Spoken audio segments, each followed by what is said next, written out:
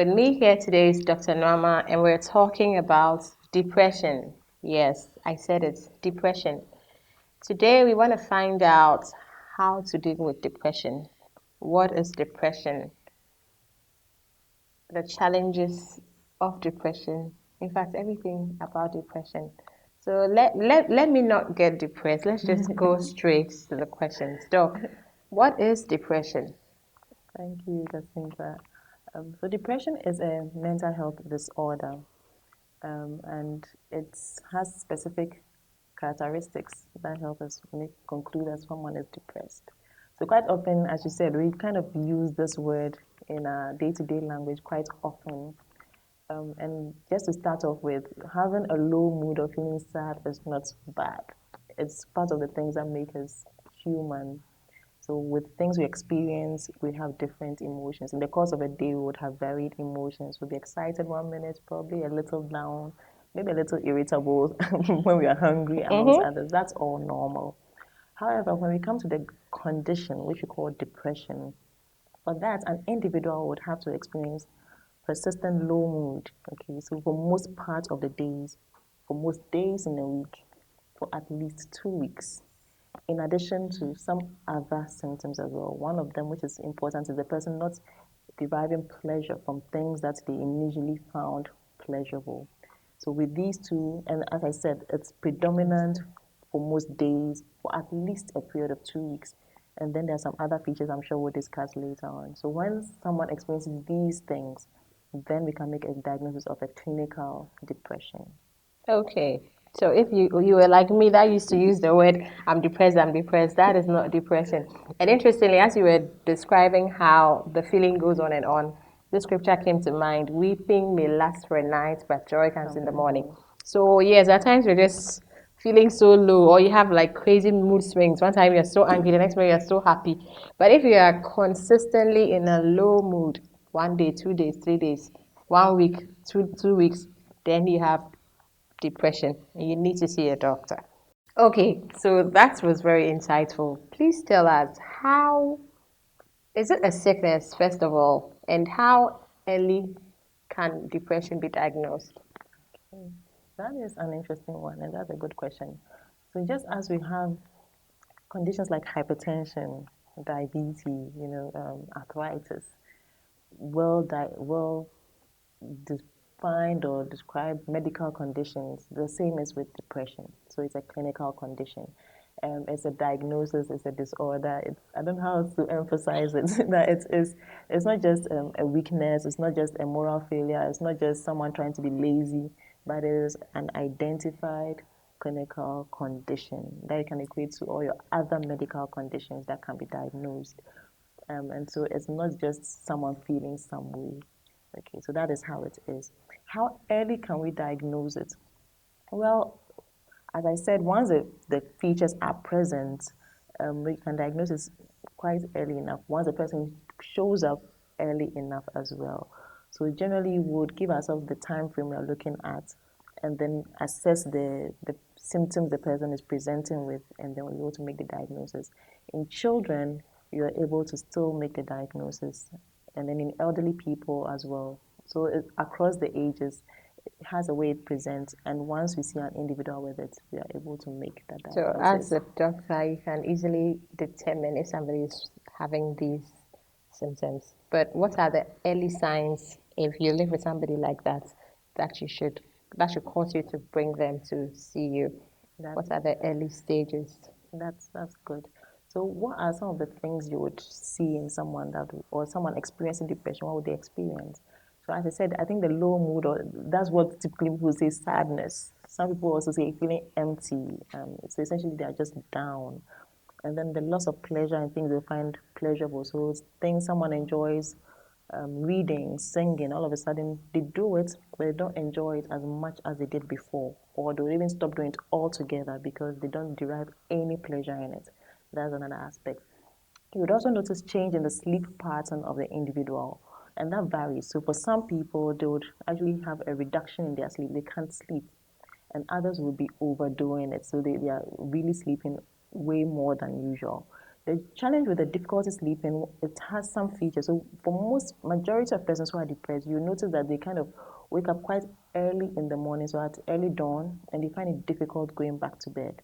That's one of the common patterns. But then again, there might be people who would have difficulty falling asleep or initiating their sleep, while there are others also who would have intermittent sleep. So they'll sleep, wake up, and it's like in very, very little bits. So that's one of the things with sleep. Appetite comes in for food.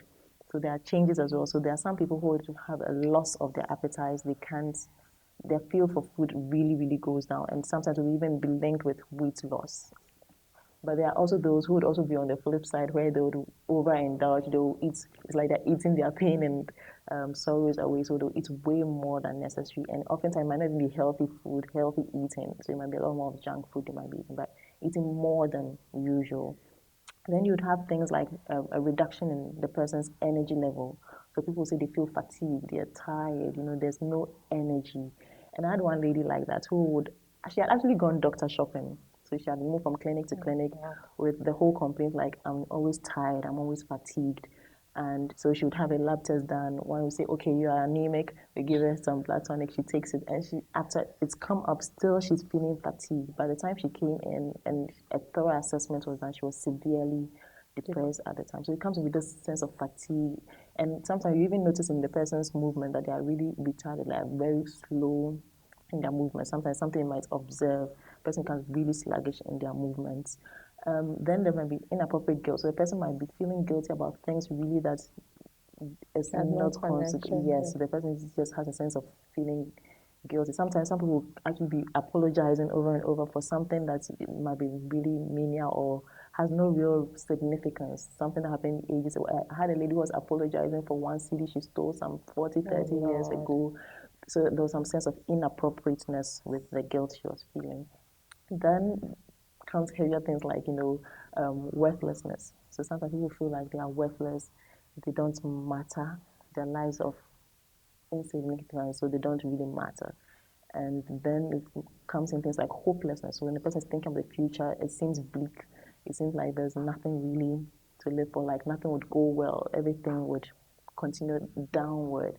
And then that might come with some frequent thoughts of death coming to mind, and that might come with a suicidal ideation. So a person thinking, well, it might be a good idea if I sleep and I don't wake up, or maybe if something happens and I end up leaving. But then it might move to an active form where the person might actually start planning out how they want to exit, and some might actually act on this. Some It's not always that might even plan. Some people just jump into impulsively and then act, trying to end their lives.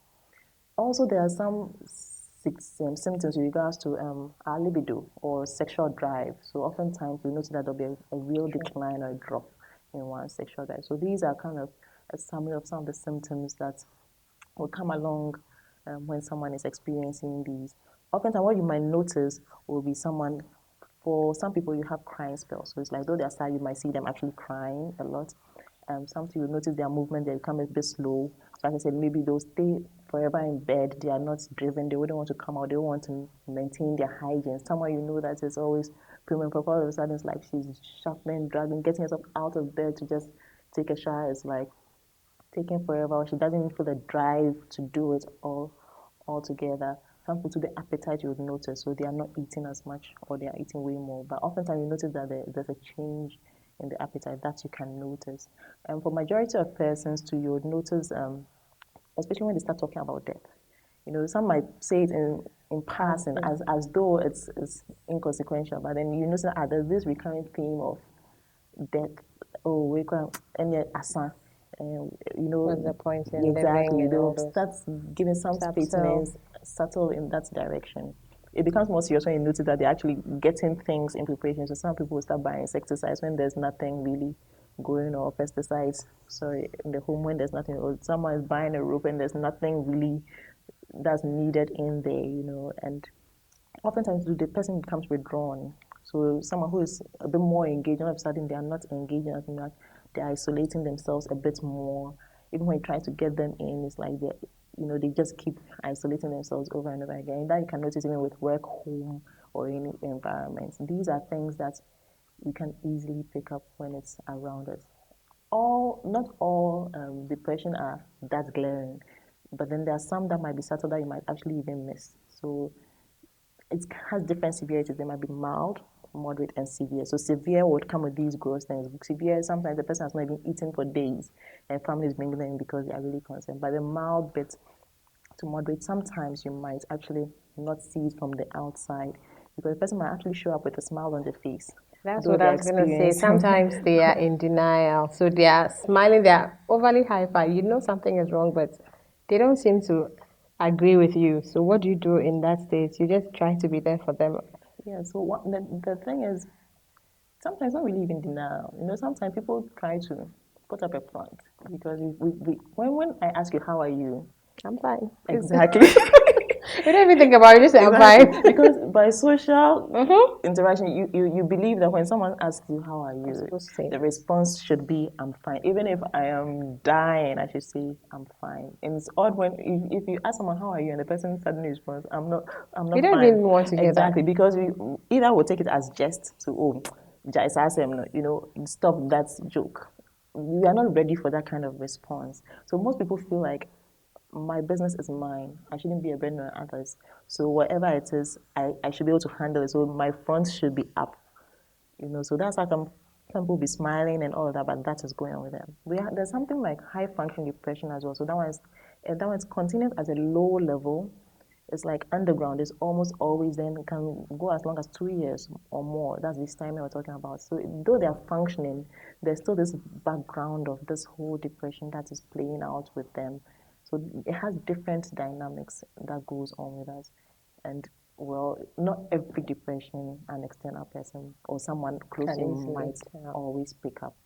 But between male and female, who's more prone to having depressive bouts? So depression is one of those things that females are twice as likely of experiencing compared to men. But I think it doesn't make it, we shouldn't downplay depression in men Men as because well. of this statistic. I've seen quite a number of men Because with men tend depression. to commit suicide even more. Yeah, men would 4 times more likely to die Yeah. by suicide than women. And the thing is, with men, they might not necessarily show up with the whole crying, I'm sad, I'm not eating kind of Well, thing. With a man, you might notice that they are easily irritable. So they're listing like they they're flare up. flaring up where it doesn't really seem to be in place. And sometimes they might actually take to some coping skills that might not be helpful. So some would start drinking or drinking a bit more than they usually do or start experimenting with other things because men, you're thought to be tough. So a whole man crying, even the whole thought of it becomes a challenge. So most of them try to cope with different ways before showing up, and it becomes a challenge. But men do show up. I've seen quite a number of men. Some I will never forget. One is a pastor, an elderly man, and his case was quite. I found it quite well, not interesting. Interesting is sad to say when you're talking about medical, but it was a bit peculiar in a sense. So he has a church, and he leads this church, but then he got diagnosed with cancer. So he had to go out of the country to get some form of treatment. So before leaving, he found a young pastor to With take care of cancer. his flock or his church whilst he's out there. And he goes out, God being so good, He's healed. he gets healed, he's in remission and he's doing well, and he comes back to the country. Now he comes back only to realize that the person who was supposed to take care of his flock had now become an entity on his own with all his church members. So Oh now there's no wow. real church For to him. return to. So that's stress. And so he was having some difficulty adjusting with that whole situation, but the depression he was experiencing was very severe. So he was having severe depression as a result of what had happened to him. So it can happen to anyone once you are with, and it's not every time you might even have a trigger.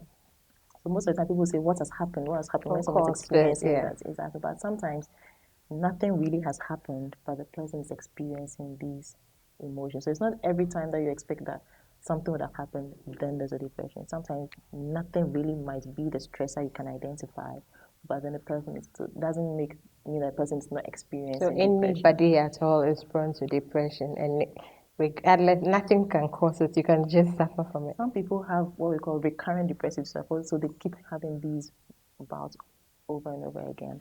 And so they might have an episode where you can't really even identify what is going on, but then the symptoms are there. And mind you, it's not just about the stress, there's a lot that goes on in the brain as Internally, well. yeah. So there's a lot of neurotransmitters, hormones and stuff in the brain, I'll say fluids in the brain that keep us us, that trigger and prompt us. And so when there's any change in the level of some of these things, it can lead to us having some symptoms. Some medical conditions actually can make us have some of these symptoms that might think is depression, but once you treat that underlying cause, you'll have all of those normalizing. So What there are different dynamics. What about the age ranges? Are older people more prone to suffering? Are middle-aged people, especially when you feel like I'm not achieving my dreams, nothing much is happening, or like our children? What's the Yeah, so across the ages, as I said, anyone can experience depression, and there are different.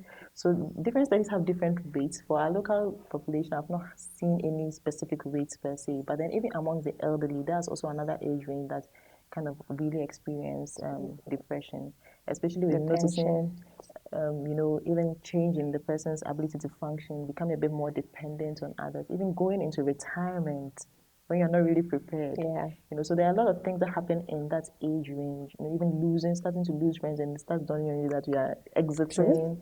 All of those things are things that That's scary. can just exactly wake you up to all of these things. So the elderly are an age range where depression is quite real. And with that age range, another thing that is interesting or peculiar is that, so for some of them, especially above 65, thereabouts, with their depression, sorry, I forgot to add that difficulty concentrating is one of the symptoms as well. So sometimes you'll be working and then you realize that Just lose. you're having difficulty focusing and concentrating on what you're doing. Around that age in the elderly group, the depression sometimes can mimic a dementia. So they might come in and some people might think they're having a dementia, but then you realize that underlying that is more of the depression. It's because what we call a pseudo or look-alike of a dementia. Dementia. So if you're watching and you're wondering what dementia is, Doc, please enlighten us. Okay, so it's just to Get on simplify it, so it's got to do more of difficulty with your memory, memory and then some remembering other stuff. behavior stuff. So essentially, the thinking processes. But memory is a core feature in there. But sometimes I have some change in behavior, and there are different types too. So we will talk about essentially it boils down to issues with memory, and then some other features that might come in as well. Okay, okay. So I wanted to ask you a question, but you can just think about it. Is depression hereditary? We'll go for a quick commercial break, and when we come back, you find out whether you can inherit depression from your ancestry or not. See you soon.